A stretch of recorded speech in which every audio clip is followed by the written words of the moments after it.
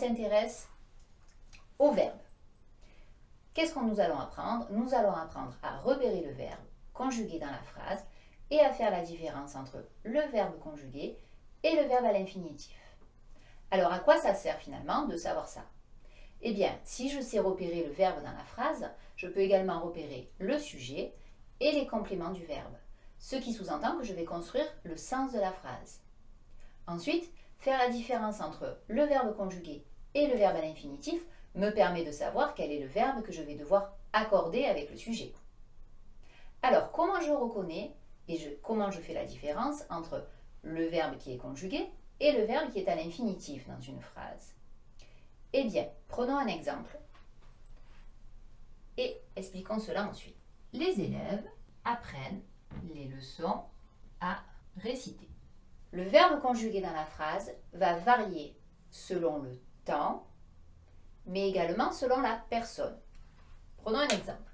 Les élèves apprennent les leçons à réciter, ça c'est notre phrase exemple, et c'est en train de se passer. C'est-à-dire, on pourrait dire, en ce moment, les élèves apprennent les leçons à réciter. Je change le temps et je vais proposer une phrase avec demain. Voyons ce qu'il change. Demain, les élèves apprendront les leçons à réciter. Ici, je me rends compte qu'un seul mot a changé dans ma phrase en changeant le temps. C'est le mot apprendront.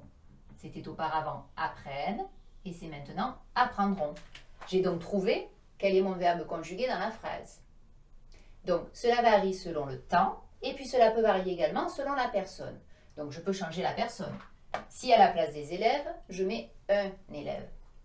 Un élève apprend les leçons à réciter. Et ici, encore une fois, je me rends compte que la seule chose qui change, c'est apprennent qui se transforme en apprend. J'ai bien ici un mot qui varie selon le temps ou la personne.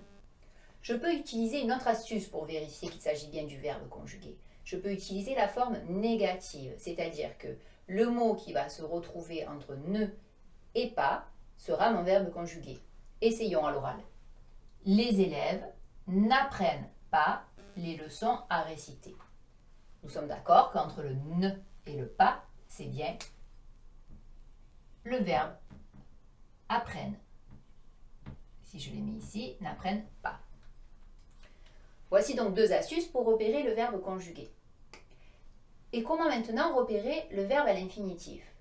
Eh bien, le verbe à l'infinitif, c'est celui dont la forme ne varie pas dans la phrase. Même lorsque j'ai changé le temps, un verbe ici n'a pas varié.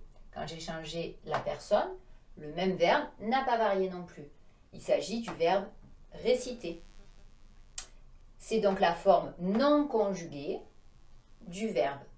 Ici, apprennent, c'était la forme conjuguée du verbe apprendre. C'est la même chose pour apprendront et pour apprend. Ce sont deux autres formes conjuguées du verbe apprendre.